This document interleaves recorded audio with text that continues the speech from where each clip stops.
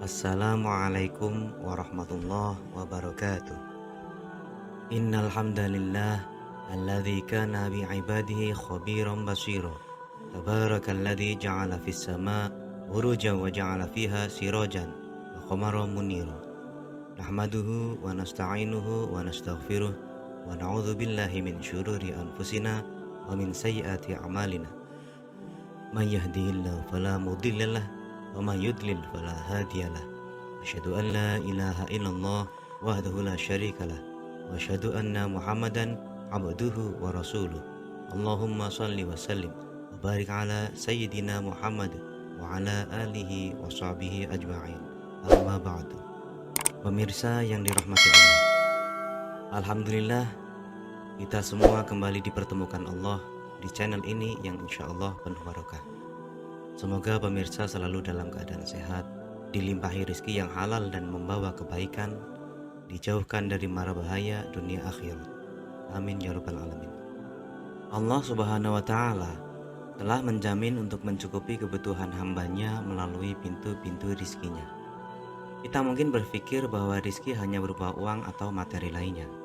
Padahal agama Islam telah menjelaskan perkara rizki dengan jelas dalam Al-Quran, dan pintu rizki yang dimaksud ada banyak jenisnya. Jadi tak hanya berbentuk harta dan benda, tetapi masih banyak hal yang lainnya. Namun yang jelas Islam mengajarkan bahwa rizki datangnya dari Allah Subhanahu wa ta'ala. Meski manusia yang berusaha dan bekerja, tetapi segala sesuatunya termasuk rizki semua telah ditetapkan Allah Subhanahu wa ta'ala.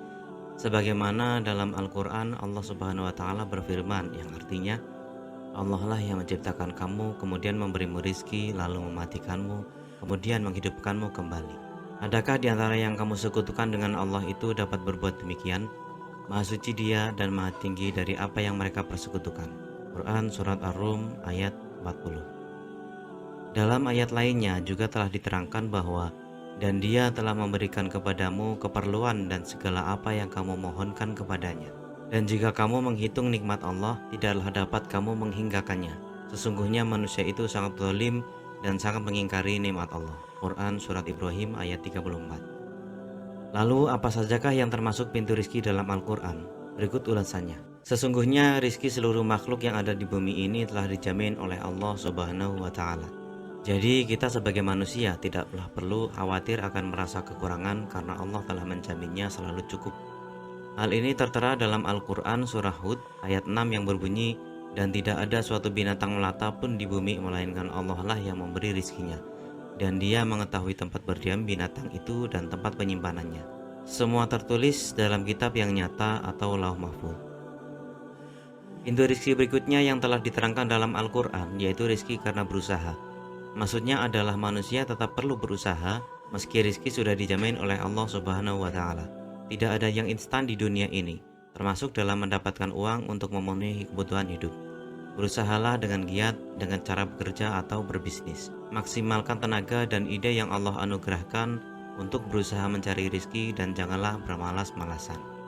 Allah Subhanahu wa ta'ala berfirman, dan bahwasannya seorang manusia tiada memperoleh selain apa yang telah diusahakannya, dan bahwasannya usaha itu kelak akan diperlihatkan kepadanya, kemudian akan diberi balasan kepadanya dengan balasan yang paling sempurna.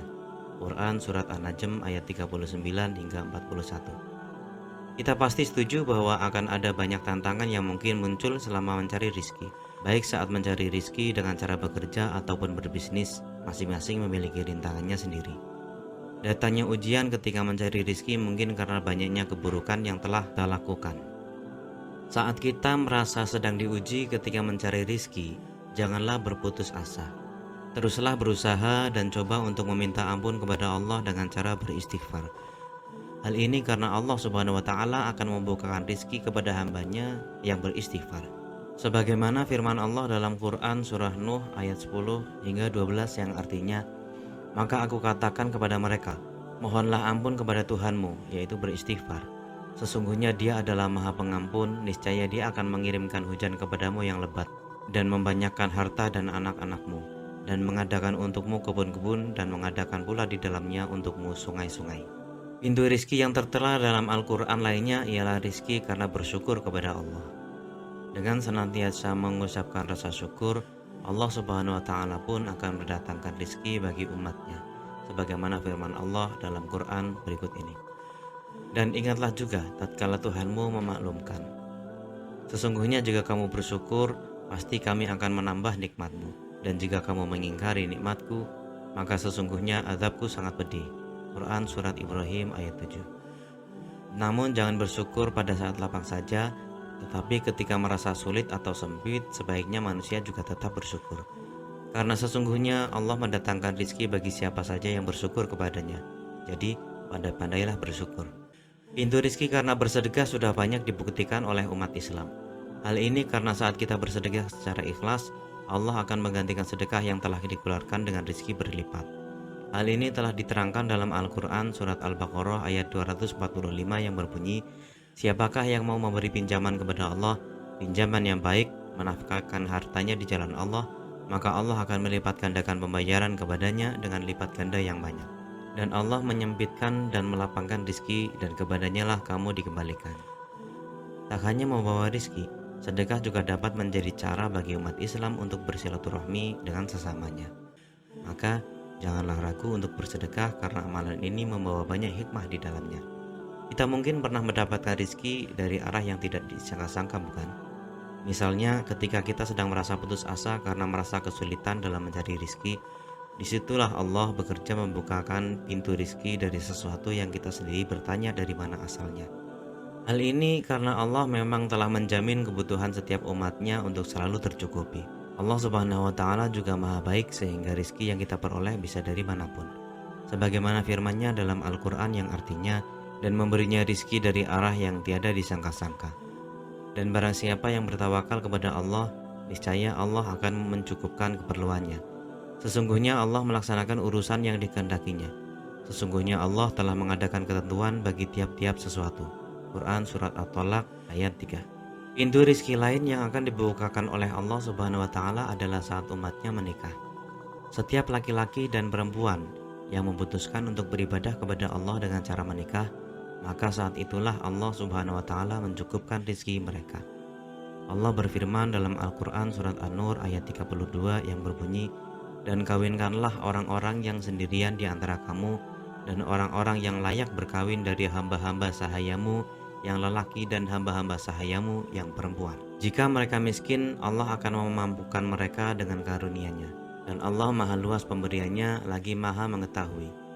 Tak hanya karena menikah, Allah Subhanahu wa taala juga akan membukakan pintu rezeki ketika hambanya dikaruniai anak.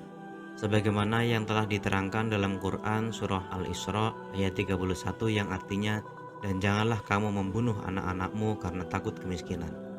Kamilah yang akan memberi rizki kepada mereka dan juga kepadamu. Sesungguhnya membunuh mereka adalah suatu dosa yang besar. Jadi kita tidak perlu khawatir dan menjadikannya sebagai masalah karena setiap anak akan memiliki rizkinya sendiri. Itulah 8 pintu rizki yang telah diterangkan Allah Subhanahu wa taala dalam Al-Quran. Meski telah Allah jamin, teruslah berupaya dalam mencari rizki yang halal dan berkah. Wallahu a'lam bishawab. Wassalamualaikum warahmatullahi wabarakatuh.